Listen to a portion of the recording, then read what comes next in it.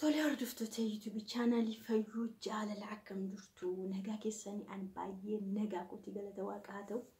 Egaa har'a wanta tokko fidee dhufeera jechuudha. Yeroo baay'ee wanta an fidu waan isin irraa barattanidha. Har'a immoo wanta serious tokko namni na gaafatee jira jechuudha. Namni suni jaalallee kiyya dagachuu hin dandeenye haga yoona inni garuu fuudhee daa'ima godhateera. Ani dagachuu hin dandeenye haga yoonaallee akkamitti dagachuu hin danda'a fayyuu waan tokko na gorsibe. Akkasumas hordoftoota biraan nagee maal na gorsu isaan immoo jettee jirti jechuudha. Akkasuma ishee qofaa miti namni baay'een illee ni jira kan jaalallee isaa dagachuu dadhabee ittiin rakkatu, ittiin sammuu dhukkubsatu, ittiin huqqatu nama baay'ee jira jechuudha. Namni baay'een hin qaanaan dubbatuun sodaata. Namni baay'een namni waa tokko of keessaa baasee dubbatu immoo furmaata siin argata. Waan dubbate sanaaf illee furmaata xiqqoo tokko gatii ni argata jechuudha. Fakkeenyaaf namni tokko yoo aare yoo cinqame osoo nama tokko namatti dhiyaatutti himatee waan tokko irraa salphata. Waan tokko irraa salphata jechuudha. Kanaaf namni na aaru namatti himata. Akkas ta'een akkattiin maal ta'een jedhee namatti himatu sana waan ta'e of keessaa baasaa jira jechuudha. Aarii of keessaa baasaa jira jechuudha. Aarii of keessaa baasaa jira jechuudha. Kanaaf mucayyoon kunis nama tokko baay'ee kan hin jaalladhu riyaakoo kan ture wajjin baay'ee kan jiraanne gara fuulduraatti gaa'ilaaf kan walii galle. Addaan baane inni garuu fuudhee jira. An isa dagachuu hin dandeenye baay'ee miidhamaan jira. Maal gochuun qaba dagachuuf yaalii godheera garuu dagachuu hin dandeenye maaliin naa wayya jettee jirti. Dura yaada ishee kanaaf hamma tokko yaada ishee gargaaru dubbachuu koon dura fakkeenya tokko isinitti hima. Hiriyaa dhuma anatti aantu nama hiriyaa koo tokko waan akka kanaatiin akkamitti akka isheen rakkachaa turte osoo anatti hin hiriyoomin dura jechuudha. Hiriyaan koo suni nama sana qubeelaa walii godhanii wal fuudhaniiru jechuudha. Wal fuudhanii osoo mana tokko keessa jiraatanii gaa'ila godhatanii jechuudha. Qubeelaa godhatanii cidhallee godhatanii jechuudha. Mana tokko keessa osoo jiraatanii biraa dhiistee biyya Arabaa deemtee biyya Arabaa yeroo isheen deemtu isa duraa biyya kan biraa hojjettee isa duraa akkanumaan hojjedhu maallaqas jalaa fixeera garuu taa'ee eegeera. Yeroo galtu garuu maallaqa jalaa fixeera waan ta'eef jiraachuu hin dandeenye humaa waan ittiin jiraattu dhabna. Ammas deebitee hin deemte. Yeroo isheen deemtu kanatti garuu maallaqa sumaa ergiti. Inni garuu nama biraa bareera. Baruu qofaa miti fuudheera jechuudha. Fuudhuma fuudheera osoo gaa'ila qabu, osoo qubeellaa qabu, osoo samaanaa qabu. Namoonni baay'een waan akkanaa keessa kan jirtan baay'een keessan jirtu naa gala. Qubeellaa godhataniiru. Warqaa maanni kun seera qabeessa samaanaa sana mallattoo mallatteessanii seera qabeessa mana seeraa jira. Garuu inni hin fuudhe jechuudha. Garuu akkamitti fuudhe seetanii ishee kana humaan goone. Ishee lammata fuudhee samaanaan hin jiru, humtuu hin jiru garuu fuudhee faana jiraataa jira. Mana tokkotti waliin galee raga. Isheen kana dhageesseetti argiteetti waan hundumaa osoo beektu garuu garaarraan kutattu. Waan isin ajaa'ibee isin dhiisu suuraa kan shiif kan isaa yeroo cidhaa waliin ka'anii piroofaayilii ishirraa hin balleessitu.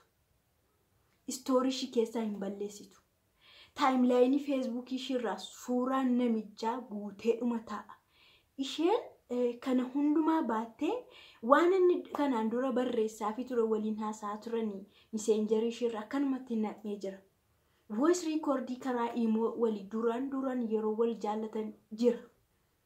Isheen lakka kana dhagdeetu dhaggeeffatti akkamitti akkas na godhuu danda'e akkas jedhee osoo akkas naa barreessu osoo akkas naan jedhu osoo akkas jedhu osoo ani immoo maallaqa isaa ergu osoo ani akkana isaaf jedhee lammata biyya Arabaatti deebi'ee dhufe akkamitti jettee ol baastii gadi buustii maal gootii isheen hinuma dhiphatti furmaanni hin jiru. Namichuma yaadaa ulte jechuudha. Har'as hin yaaddi boris hin yaaddi. Akka kanaan osoo jiraattu mucaa kana faana akka mataa isaa wal barree jechuudha. Osoo biyya Arabaan jiru, osoo biyya Arabaa sana jiru wal barree sababii guruppiitti wal barree isa booda feesbuukiidhaan fireendi koo turte guruupii wayitii wal barree wal dubbisuu jalqabne sagalee naa erguu jalqabde erguufin jalqabe yeroo muraasa keessatti seenaa ishii natti himuu jalqabde isa booda anis kan koo kan mataa koo qaba waan ta'eef seenaa akka kanaa qaba waan ta'eef ittan hime bakka maal akkan ta'e maaliif akkan ta'e kanaan dura nama akkamii akkan jaalladhe maalimmoo akka ta'e maalimmoo akka namiidhe isaa booda already of keessa akkamittiin akkan balleesse ittiin hime waan hundumaatti hime mucaan sun guyyaa sanaa kaastee hamma tokko tasgabbeessiti voice naa ergitu keessatti waa'een isaan dhabamu akkasin jedhe kana booda sagalee yeroo naa ergitu waa'ee namicha kee dhaga'uun barbaadu hin jedhe dhugumadha dhaga'uu hin barbaadu bakka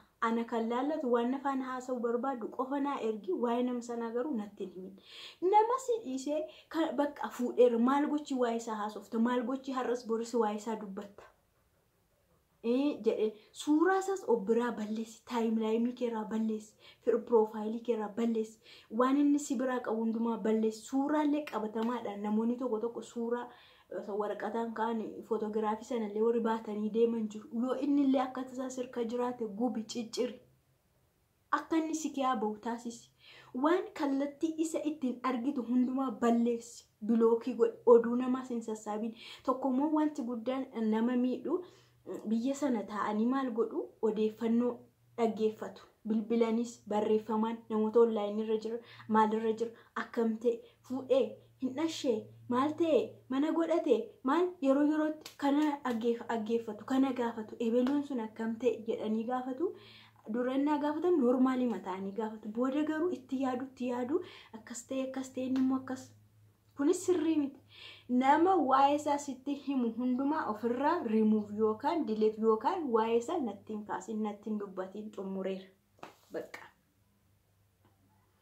an nama waa'ee kana natti himu tasa hin barbaadu jechuudha isa booda akka ani jedhe dhugaa waqa of jajuu miti akka ani jedhe taasiste waan hundumaa of biraa balleessite kallattii hundumaan of hunduraa dhoskite bilookii hin goote namoota firootallee qaba inni firoota qaba biyya arabaa jiran kana waa'ee isaa faana haasoftu nama sanallee waa'ee isaa dhaga'uu hin barbaadu jettee nama sanallee akka akorrofuu jiramte akka walitti mufachuu walii haasa'uun dhiiste isa booda yeroo muraasa keetti nama taate bakka dur yeroo hundumaa hin boossi bakka hin boossi anaanan ilaaltuyyuun jedhe ani ishee caala miidhame akka akkaataa isaatiin adeemsa isaatiin jechuudha ani garuu baay'ee isaa dubbachuun barbaadu malee isa booda mucaan sun baay'ee na jaallattee haftee ammallee hiriyaa kiyya baay'ee kan nama na jaallattudha mucaan sun jechuudha situ kana na dagachiise naan jetti yaaduma namni yeroo baay'ee namni maallaa godha jechuun yeroo tokko namni sirrii namni yaada qajeelaa qabu nama barbaachisa namni yaadaan illee nama sirreessu jira qabeenya bichaadhaan miti gargaarsi saayikolojiin akka namni tokko hin miidhamne namni tokko gorsee deebisuu danda'a harkaa balleessuu danda'a miidhama nama sanaa kanaaf mucaan sun haala kanaan ofirraa balleessitee nagaa taate dura fuula ishii yeroo hundaa manni footoon kee binaamin jaan fuulli ishii guggubataa dhugaa waqa edaa isheen keessa ishii gubataa keessi ishii yeroo gubatu keessi namaa yeroo gubatu fuula namaa irratti hin beekama yeroo tokko fuulli ishii tasan qulqullaan guggubata booda garuu dhufaa dhufte bareedaa dhufte dhugaa waqa amma heerumtee jirti gaa'ela dhaabbattee jirti bakka kana jechuudha namni kanaaf mucayyoo kanaafillee kun deebitaa jedhee yaada yoonii akkana godhi jechuu baadhee fakkeenya kana yoon ittimu akkaataatti nama sana dagattu kun waan salphaadha baay'ee nama tokko nan dagadheena hinuma dagatama gaa akraarii taane akkirratti akka nama hayimaanotii axabbaqee qabutti qabnaan garuu numa qaba kanaaf akka namni tokko yeroo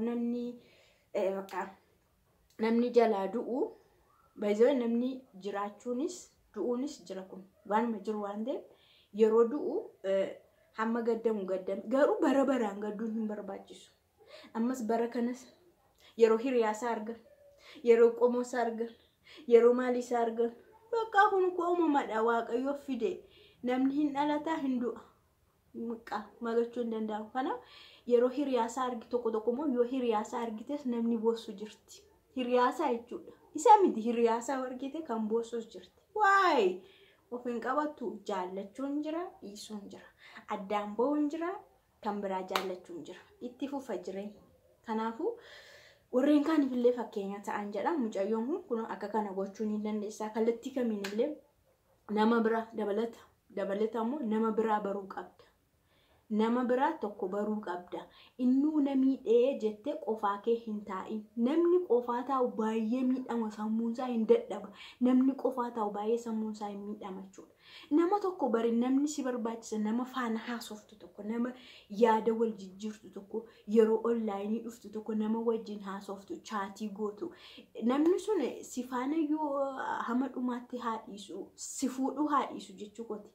Yaa si fuudhuu haadhiisu inni kan biraatti garuu nama faana haasoftu tokko, nama bakka waa'ee jireenya faana haasoftu, jaalala isaa ta'u waa'ee jaalalaas faana haasoftu, haasaa jechaan jira bara baay'ee sammuu keetiif jechuudha. Saayikolojiidha baay'ee kun. Kanaaf namni tokko si barbaada namarraa akkana qal'ee akkaatiin taa'in ofiitiin taa'in akkatti kusus jetteen taa'in fataa hedhi feesbuukii faratti. Miidiyaa qabdurra fayyadami sirriitti haasa'i. Yoo miidiyaa fayyadamuun beektate sirriitti haasa'i, miidiyaa irrattis haasa'i. Sammuu kee bohaarsa jechuudha yeroo haasoftu. Hamma tokko sammuun baay'ee sammuun namaa baay'ee xiqqoodha. Namni hin maraate yeroo jedhanii waan guddaa tokko dhufee dha'e yookaan waan guddaa wayitu isa ta'e miti sammuusaa isa yaadu sanatu bakka yaaduu dadhabee jechuudha. Seeraan yaaduu dadhabee jechuudha. Hin maraate naa jedhanii seeraan yaaduu dadhabe bakka. Yoo ishi jedhanii lakki namni jedhu seeraan yaaduun naa dadhabu. Nyaadhunaa jedhan didee deemu. Uffadhunaa jedhan qullaa deemu. Seeraan yaadaan jiru jechuudha. Namni seeraan yaadu immoo seerumaan hojjeta. Kanaafuu yeroo kana keessa sammuun keessa dadhabee akka gara maraatummaattis akka hin dhufne maraachuudhaan namni waanuma xiqqooti isa barbaachisa jechuudha. Sammuusa baay'ee tokko yoo aarii gar malee yaada ofitti baay'isee hirriba yoo dhabe waanuma tokko qofaa yaadaa oolee maraachuun kana. Kanaafuu nama tokko barii namoonni su dubbisan hin dhabaman.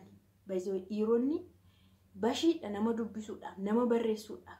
Dhiirri tokko nama shanfaanii haasofsiisa. Haasaan afaanii marakkoon qabu.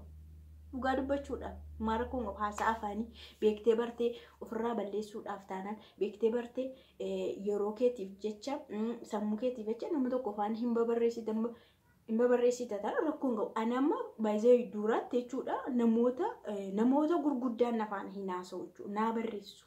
Sirrii mati serious jedhanii naa barreessu. Barreeffamoota gurguddaa waan barreessuufis duratti amanaan dhiise malee bakka barreeffamoota dheeraa waan barreessuuf namoota gurguddaan keessaa naa barreessu. Cimtuudhaati, nama guddoodhaati, jabaadhu jedhanii naa barreessu. Yeroo dhufan immoo akkam nagaa keetiif hojiin akkam jireenya akkam naa barreessu. Kun rakkoon qabu, kun miidhaan qabu. Kanaafuu namoota akkana faana haasa'anii, namoota tokko faana haasa'anii, nama tokko immoo nama sin jaalladhe jedhe faana tokkos haasa'anii, sin jaalladhanaa jedhan faana haasa'e maal rakkoo qabu? Faana haasa'e. Dhuma isaa waa qabbeeka waan ta'eef waan biraa keessan galiini birrii ergii, uffata ergii, kaalsii ergii, paantii ergii keessan galiini faana haasa'e jaalala. Innaa kanadha waan dogoggoree dhiifama naa godhaa siniin jedha. Warreen kanallee akka irraa baratan sirriitti nan beekan siniin jedha. Turtii gaarii siniif haa ta'u viidiyoo kan biraatiin hanga wal deebinutti ciao.